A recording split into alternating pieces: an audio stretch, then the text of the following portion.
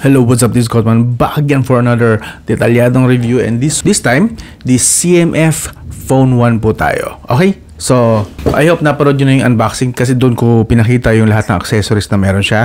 Kung hahanapin nyo dito yung mga accessories, hindi ko po i-discuss yun dito. Papakita ko saglit pero not really. Pero yung mga accessories talaga kung gusto nyo is nandun sa unboxing at unang impression or the first video ng CMF Phone 1. This time, focus lang po tayo sa phone mismo. Alright? Kung interesado na kayo, price tag muna tayo. Alright? Base kay Digital Walker, mag-i-start ang pricing po niya sa 15,490 at ang 8256GB storage, which is ito. Ito ay 8GB 256GB storage. This will be priced at 17,490. So, yan po yung mga price niya. And of course, kung interesado din kayo sa iba pang mga product na kasabay po niyang in-release, itong si CMF Pro Watch 2. This one, nasa 4,390 lang po siya. Napaka-solid pong gamitin, napaka-reliable po niya. Nagamit ko na po siya for 1 week. So, gustong-gusto ko yung design niya, very elegant. Magiging price po niya is 4,390, and CMF Buds Pro 2 will be available na po siya actually for pre-order. Yes. So, magiging price po niya ito po, and yan. So, si Digital Walker po ang authorized po yata or ang official na distributor dito sa Pilipinas. So, kung gusto niyo po legit at pasok sa warranty ang bibili nyo, kay Digital Walker na lang po. Okay, iwan ko yung link sa video description or ipipin ko sa comment section. Again, kung interesado kayo, ito po yung price na mga latest CMF products na ito. Ito po, alright? Now, focus tayo sa specs. As for the specs, ito ay running on Android 14. Yan, nating OS 2.6.0. I believe parating na rin yung nating OS 3.0. So abangan nyo na yung upgrade na yun sa mga susunod na linggo. MediaTek Dimensity 7300, that's 4nm up to 2.5 GHz na clock speed. Mali G615 MC2 GPU. Okay, doon pa lang sa chipset, alam na natin hindi po ito gaming phone. And hindi rin naman siya binanggit ni CMF or ni Nothing na gaming phone ito. So, this is more like an all-around smartphone. And of course, para sa mga mahilig sa customization. Dito talaga siya nag-shine eh. So, pero mamaya isa-isa natin yan. Meron din po pala itong chipset na to. Itong chipset na to is supported po niya ang AI. Meron po kasi siyang hiwalay na processor or NPU na tinatawag, NPU 655 AI. Yan, kasama po yan sa chipset na yan. Again, this is CMF Phone 1. Okay, now, post nyo na lang tong video kung gusto nyo pang basahin yung mga nakasulat dito. Ako yung magtutuloy na po sa detalyadong review, okay? Alright, now, let's go!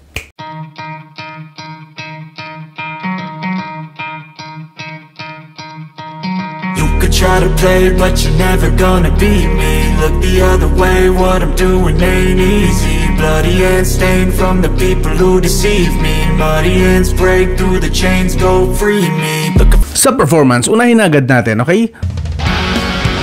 Para malinaw na po sa mga naghihintay dyan ng gaming performance, hindi nga siya gaming performance. Like I said, Antutu score is 660,000. Okay, kung maalala nyo, dun sa unang video, napakababa po ng Antutu score niya. Papakita ko sa inyo, wait. Ito po yung sa unboxing na score niya, 651,000. So sabi ko, bakit parang mas mababa ang score nito compare sa Nothing Phone 2a na 7,200 lang po yung Dimensity. Again, this is 7,300 Dimensity. So, higher number, I was expecting na more powerful na chipset. Pero hindi. So, 651 unboxing after 2 to 3 days, naging 635,000. Ba't bumaba? Sabi ko, ba't bumaba? So, I found out na ang Dimensity 7300 po ni CMF Phone 1 is an overclock version of Dimensity 7030. So, parehong-pareho po sila gumagamit ng A78, A55, at Mali G610. Although, dahil nga overclock, tumaas ngayon yung kay 7300 ng Mali G615 MC2. So, naging dual core dito yung graphics niya para lang maitaas dito, maging 4 yung kanyang Cortex A78. Hindi po siya upgraded version ni Dimensity 7200. Ito yung kay Dimensity 7200. Hindi po siya gumagamit ng Cortex A78 at A55. Ito po ay, again, si 7200. Si 7300 ay gumagamit po ng Cortex A78 at A55, which means ito po ang overclock version niya. Itong A78, A55, which is the Dimensity 7030. So, 7030 going to 7300. That is why hindi po siya mas malakas sa 7200 na Dimensity. Alright? So, doon pa lang at least maiset ko na expectations nyo bakit hindi siya talaga pwedeng gaming phone. Okay? Pero it doesn't mean, emphasis ko lang, it doesn't mean na sobrang hina po ng chipset na ito. Lumalaban pa rin naman po siya kahit paano. May ibubuga pa rin naman po siya. So, ito na po ang kanyang, again, final na Antutu score Kahapon ko po ginawa yan. This is 660,000. So from 650, naging 630, ngayon 660. At ito na po yung pinaka-final niya. Ito na po yung banat na talaga na gamit ng kanyang chipset. 660,000. At ang CPU score niya is 203,000, 147,000. So from 635,000, bali ang itinaas niya itong mismong CPU. Ngayon, kasi tinaas na niya is, yan, 203,000 na. Okay? Now, lipat na tayo sa actual performance. Ang translation niya sa performance is, sa Call of Duty Mobile, defaults po niya is high graphics and max FPS. Pero syempre, mas gusto ko ma-experience yung high FPS niya. So, sinet ko siya sa low graphics na lang at max FPS. Nag-run po siya ng 55 to 60 FPS. At in fairness sa temperature, hindi po siya umiinit. 38 degrees Celsius. So, maganda po ang kanyang thermal control. And even with Battle Royale, nilaro ko rin siya sa Battle Royale, same pa rin po, 55 to 60 FPS. At ganoon din po ang temperature, 38 degrees Celsius. Okay? Now, sa Mobile Legends, by default, high graphics lang po at high FPS lang talaga yung makukuha nyo rito. So, ang baba, di ba? Pero alam nyo ba na pwede po kayong mag-appeal? Pindutin nyo lang po yung question mark sa gilid ng FPS at saka ng graphics, yung question mark, yun po ay appeal pag pinindot nyo po yun. Tapos, restart nyo po yung ML, tanggalin nyo sa recent apps, then sahan nyo i-on ulit yung Mobile Legends. Pagkabalik nyo po, makukuha nyo po yung totoong supported niya na graphic settings. So, ngayon, pwede nyo na po siyang iset sa Super FPS and Ultra Graphics. So, kung nilaro na natin siya, stable po siya sa 60 FPS at around 38-39 degrees Celsius lang din. And ito po actually yung kanyang performance. Kita nyo naman, halos straight lines lang po talaga tayo. Hindi siya bumababa or anything. So, very good po siya sa Mobile Legends. Hindi nga lang mataas ang FPS, hanggang 60 FPS. Pero sa 60 na yun, again, sobrang stable po niya pag nilalaro. Papakita ko na din sa inyo kasi nalakdawan ko lang yung Call of Duty Mobile. Ito po, yan. Ang average FPS, may umabot siya ng 49 kasi meron tayong mga dip dito. Pero yung dip po kasi na yan is loading area po yan. Sa loading area yan. So, talagang mababa. Nasa 30 lang yan. Pero yung totoong performance niya, kung kitang-kita nyo naman dito, stable po siya 60, 60, 60, 60. So, basically, that's around 58 nga lang. 58 to 60 FPS. Basta sa totoong game na. Bumaba lang siya rito sa loading area. That is why mababa rito sa average FPS kasi naisama yan sa computation. Pero again, 60 FPS, stable po si Call of Duty Mobile. Now, lipat naman tayo sa Farlight. Sa Farlight, sinet ko na siya diretso sa smooth graphics and extreme FPS, hoping na makakuha tayo ng 120 FPS dito. Pero just like Nothing Phone 2A, naka-throttle po siya, naka-limit po siya talaga sa 60 kahit na in-extreme ko na yung FPS. So, nakakuha po tayo sa Farlight ng, as usual, 50 to 60 FPS na performance and 42 degrees Celsius na temperature, almost mag-overheat na, no? Malapit na. Yan.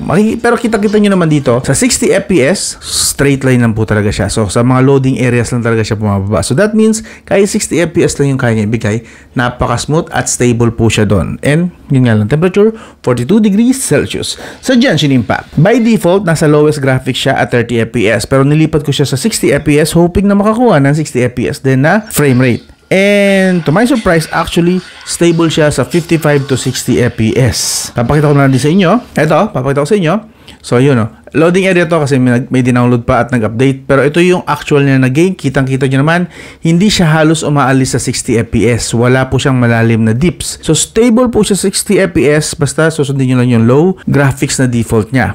So, kayang-kaya po niya ang Genshin Impact. Yun nga lang, kung mapapansin nyo, the temperature, 43 degrees Celsius. So, medyo heavy na kahit pa paano. Tumataas na yung temperature nyo. Unti-unti. Kitang-kita nyo na. Now, lipat naman tayo sa PUBG Mobile. Sa mga player dyan ng PUBG Mobile, sinet natin siya sa lowest graphics at extreme FPS. Hoping din makakuha kahit sana 90 FPS. But wala. Wala talaga. Dito sa mga nating phones, talagang nakalimit lang sa 60 FPS yung mga games. And I think that's for the good na lang din siguro. Pero syempre, hindi ko na i-recommend to sa mga gamer dahil dun sa idea na yon na hindi siya lalagpas ng 60 FPS. Pero for all those na madali naman makontento, again, for all those na madali makontento at hindi naman kayo heavy gamer, pwede na sa inyo ito. Yung nga lang, expect nyo talaga 60 FPS lang.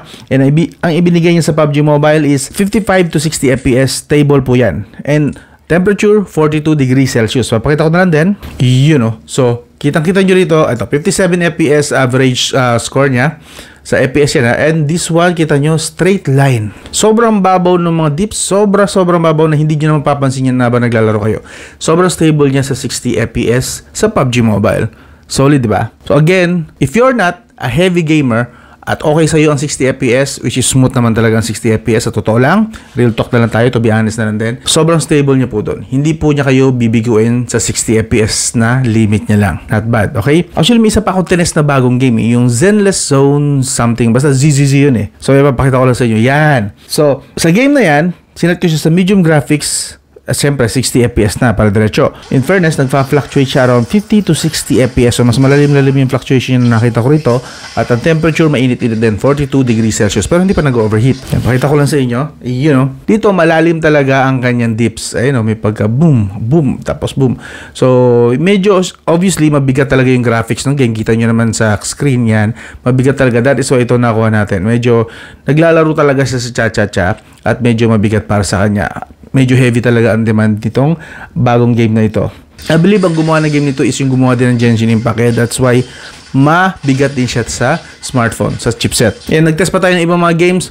Solid. Okay? Now, mention ko lang sa inyo, no? Para sa mga ML players dyan, Call of Duty Mobile, actually, any game sa Play Store ngayon na gumagamit ng in-game currencies para makabili po kayo ng mga costumes, upgrades, so on and so forth, may binibenta po pala si Razer Gold. Yan, mga in-game currencies po yan. You know, si Razer Gold. So, ito po yung kanyang website. Meron po siya para sa Zenless Zone Zero. Yun pala yung totoo pangalan. Yung mga in-game currencies po para makabili po kayo ng mga costumes, upgrades, and so on. Mga weapons, dito po yan. Ito po, mga supported nila mga games. Even Genshin Impact, Diablo, Ragnarok. Mga player po kayo. Pwede po kayo mag-avail dito ng kanilang mga in-game currencies. Okay? Iwan ko link dito sa video description just in case lang kasi mas trusted dito, I believe. Pwede pong dito na lang kayong bumili ng mga in-game currencies. Iwan ko link dito sa video description din at saka sa pin comments. Alright? Yes, so dami of Free Fire, PUBG Mobile, yes, para makapamili po kayo ng inyong mga upgrades. So para sa performance, 1 to 10, bibigyan ko lang siya ng mga 7. 7 kasi kahit mababa, yes, 60 FPS. Pero yung 7 na yon sobrang straight line po ng 60 FPS. O onti lang ang bumagsak talaga siya. Kaya sa Genshin Impact, kita nyo naman, straight line nandito siya. Alright? So that's why bibigyan ko siya ng sa performance 7. That means para sa akin, yung ganung performance is maaasahan siya sa everyday use. Hindi gaming, of course, kasi mga heavy games, kita natin, 60 lang. Pero everyday use, like multitasking lang sa social media, so on and so forth, kayang-kaya po nito. Hindi po kayo bibiguin nitong CMF Phone 1. And even with sa kanya mga normal na mga usage, kita nyo naman, napakasmooth lang po nito. Yeah, kahit na nung mag-swipe kayo. Yes, supported po niya hanggang 120 screen refresh rate actually. And speaking of display, lipat tayo sa display. This has 6.67-inch diagonally Full HD Plus DS 1080p po ang resolution nito, AMOLED.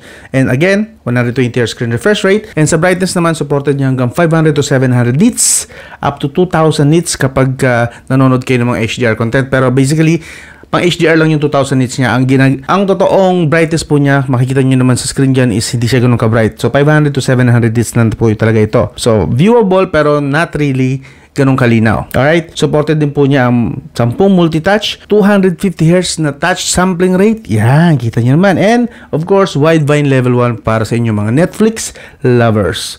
Pwede. And of course, bago kalimutan, supported po niya ang fingerprint sa under display. Okay? So, napaka-smooth po. Hindi ganun kabilis nga lang, pero at least reliable, at least 9 out of 10. Okay? Pakita ko na lang sa inyo saglit yung kanyang display settings para may expectations kayo just in case. Of course, may adaptive brightness tayo. And then, sa colors, dalawa lang po ang inyong pagpipilian, alive or standard. Of course, pas gusto ko makulay, so I set to alive. And of course, pwede nyo rin ilipat sa warm or cool kung feeling nyo masyadong, kasi parang, para sa akin feeling ko naglilin siya mostly sa warm eh. So, kung just in case lang na ayaw nyo ng warm, pwede nyo iset ng konti sa bluish. Yan. Para maging cool. Again, nasa inyo yan, depende. So, pwede nyo baguhin yung kanyang color temperature. Okay? Sa refresh rate, ito po ang settings niya. Isang high lang, which is yun nga, 120Hz. But, hindi po fix siya na 120Hz. Kung saan nakikita nyo, nagsi-60 siya kapag hindi naman natin hinahawakan. Pero once na nakaramdam siya ng daliri, umakit naman siya agad sa 120. Okay? Sa refresh rate lang po yan. Iba po yan sa FPS sa mga hindi po nakakaalam. And then, of course, standard kung gusto nyo mas makatipid sa battery. You can also turn on the HDR display dito pagka ginamit nyo to, nanood kayo ng mga HDR movies sa Netflix, so on and so forth, yan. Doon gagana yung 2000 nits niya na brightness. And before tayo matapos, mention ko na lang ulit sa mga perfectionists dyan, sa masisela ng konti, Okay, pero basically sa akin hindi naman to big deal, pero just para lang to sa mga masaselan, slightly lang, sobrang slight lang po siyang makapal sa ilalim compared sa taas, pero the rest symmetrical na. Pero yun nga, kung titignan mo lang naman ng casual, hindi naman halata. Kung tititigan mo lang na maigi, nga no, makapal nga ng konti. So yun. As for the display, bibigyan ko siya ng 8 out of 10 na score kasi maganda naman talaga siya. And kitang-kita nyo naman yun sa screen yan. So kung manonood kayo rito, okay na okay po. Hindi po kayo bibigyan nito. Black talaga, is tinted black. Talagang sharp yung mga images provided na mataas ang resolution ng mga piniplay nyo mga videos. Very good. Okay? Now, sa audio tayo. Dito naman medyo nadismaya na ako ng konti. Okay? Kasi I was expecting na dual speaker ito. But sadly, single speaker lang siya firing at the bottom. So, paparinig ko na lang sa inyo.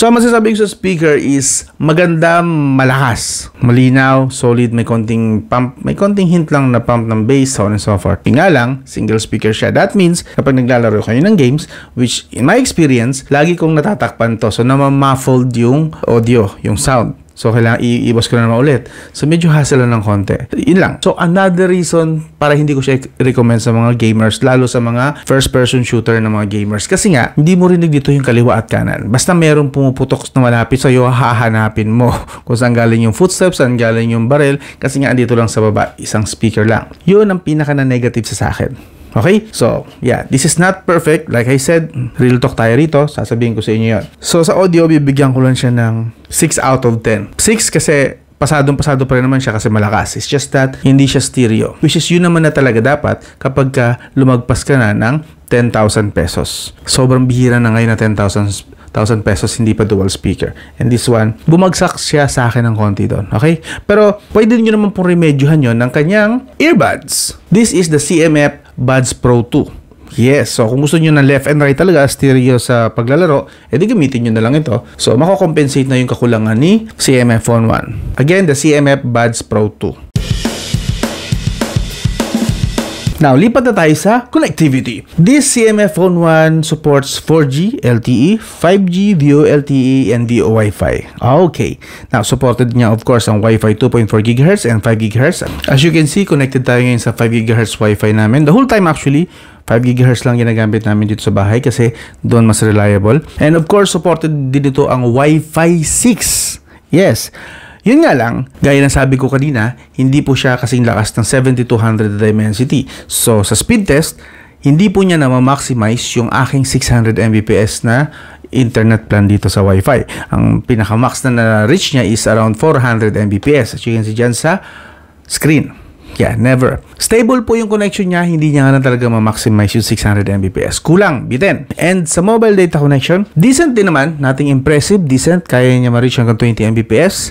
So, pwede na. Again, stable po siya, maaasahan, it's just that hindi ganun kalakas yung hakot niya ng internet or yung kanyang reception, ika nga. So, dun sa part na yon, medyo nabitin lang ako ng konti. Pero again, stable po yung kanyang connection. Never naman nagkaroon ng putol-putol na video call or streaming, nagbabuffer. Walang ganon. Stable po siya doon. Meron po siya ang Bluetooth 5.3. Yes, and yung Bluetooth 5.3 po yan, supported po niya ang LDAC, which leads me back again sa kanyang CMF Buds Pro 2. This is actually an LDAC supported na earbuds.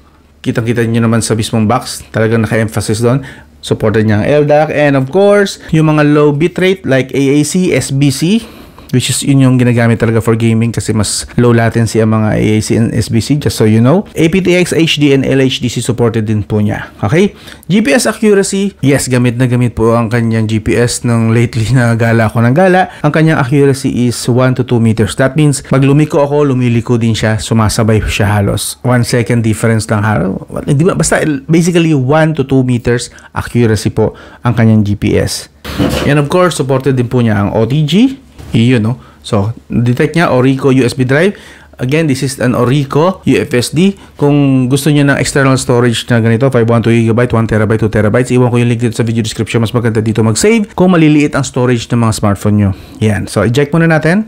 Always remember to eject bago hugutin ang inyong OTG flash drives. Sa mga nagtatanong, wala po siyang radyo ha, okay? And wala rin po siyang NFC support. Yeah, may NFC support pa naman na ngayon si GCash, no? Sayang, missed opportunity. So basically, sa connectivity po niya, 1 to 10, bibigyan ko lang siya ng 7 out of 10. Yeah, maraming flaws eh. That's why 7. 7, pero 7 is still high kasi nga, stable siya sa mga kaya niyang gawin. Kung ano yung kaya niyang gawin, solid. Now, lipat na tayo sa kanyang camera. This has 50 megapixel. Single camera lang po talaga ito. The 2 megapixel is a depth sensor. It's not a camera. It's just, nagsasense lang siya ng distance. So this is not a camera. Sensor lang po ito. And the 50 megapixel, it's single camera lang talaga siya. Real talk. Now, sa harap naman meron siyang 16 megapixel. And both cameras, supported po nila EIS. Wala pong OIS ito. Hindi kagaya ng mga sinasabi ng ibang mga vloggers dyan or bloggers na nilagay nila OIS. EIS lang po ito. Yan, pakita ko doon sa inyo yung nakalagay mismo sa website. Si CMF na mismo nagsabi, wala po siyang OIS. EIS lang po ito. Pero, dito naman siya naging impressive kahit wala po siyang OIS. Yan, tingnan nyo yung video muna. So, ito yung 4K resolution niya. At 30 FPS lang po maximum. I don't think meron, medyo stable. Siguro EIS lang yung nagamit ito. Kasi alam ko wala itong OIS eh. So, possible na EIS lang ang ginagamit ito. Yeah. Try natin mag-pan. Medyo may ano no, may konting jitters, slight jitter lang. Okay. Acceptable na. Pwede na siguro yan. Kamusta Mike? Maingay dito. Gusto ko lang din i-try itong 1080p 60 kung sakali baka mag-shake na siya rito sa 60 fps, pero so far ganoon din, may EIS din kahit na 60 fps, may EIS pa rin naman. And same dito, maganda-ganda actually yung exposure. Yan, maganda-ganda rito. And okay yung HDR nya actually, especially sa dark areas na to. Kita pa rin eh, no? Let's do sa 2 times zoom. Okay, ayun, nag-focus na siya. It's not bad. So hindi instant yung focus, okay lang. Back tayo sa times 1. Wala po siyang wide angle, so wala tayong 0.5 angle. Again. Alright. Okay na.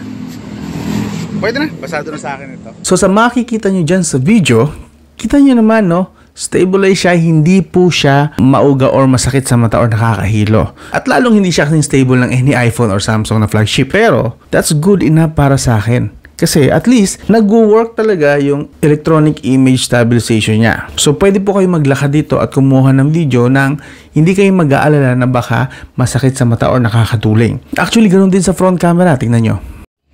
Hello, what's up? This is Scottman Bahagir. Titest ko lang yung itong front camera. Initial test lang naman po ito. And so far, tingin ko malinaw naman. Yeah. Stabilization sa full review na lang natin yan sa detalyadong review, but this one is napakaganda po ng kanyang skin tone. Actually skin tone ko talaga yan, maitim na madumi, may mga butlig-butlig, okay ito naman. So yeah, honest naman siya. Kung may beautification, sobrang minor lang, mga 1% lang siguro, but this one, yeah, it's good. It looks good. And yung detail ng hair ko, okay. Kamusta naman po yung what do you call this, microphone. Also maximum lang nitong front camera ay 1080p at 60 fps. Alright. Ito naman yung front cam niya. Test ko lang yung pagbabago ng lighting. So dito muna ako sa loob ng sakyan and then labas tayo. Okay, nakakapag-adjust siya agad na maayos. And walking, so far mukha namang, yeah, may EIS din po siya. Hindi siya ganun kauga. May EIS. Kamusta naman yung microphone pag ganito nakalayo? Yung camera. Ayan, ito yung pinaka-stretch ng kamay ko. Kamusta? Acceptable na ito para sa akin. So, okay ba? Solid no? Makaasahan na rin. That's an actual EIS na actual nag-work. Kaya siguro inisip na rin ng ibang mga vloggers or bloggers na may OIS siya. Pero wala po siyang OIS talaga base sa website mismo ni CMF. Okay? And actually kahit pag inuga ko, wala eh. Walang natunog eh. Now, sa mga images na kuha niyan, actually maganda po ang kanyang dynamic range. Okay din yung color, medyo slightly boosted lang ng bahagya. Slightly na bahagya pa, no? Pero kita nyo naman dyan sa picture, maganda rin naman. And of course, wala po siyang ultra wide. So, mapapansin nyo mostly mga either normal na shots or times to zoom lang ang mga kuha dyan. Pero yung mga kaya niyang kuhanan, okay naman. Napansin ko nga lang sa kanyang front camera, sa selfie camera niya is, although maganda ang kuha, pansin ko lang na medyo slightly artificial yung dating. Parang medyo halata ko yung processing. Although yes, gusto ko yung kuha, pero like I said, malayo sa pagiging natural yung kuha. Pero don't get me wrong, maganda pa rin ang kuha niya rito. Pasado pa rin naman. And no need na ng masyadong maraming editing kasi buhay na buhay din naman yung kulay. So, para sa price tag niya na nag-start sa 15,490, I think okay na to. Lalo-lalo sa video, no? So, sa camera, bibigyan ko siya ng 7 out of 10. Okay? So, pasado naman, it's just that medyo nakukulangan lang ako. Now, lipat naman tayo sa battery. The CMF Phone 1 has 5,000 mAh battery and supported po niya hanggang 33 watts na fast charging. Actually, meron din siyang 5 watts reverse charging support kasi wala namang gumagamit nun. Basically, kung meron man, ilan lang kayo? Isa, dalawa?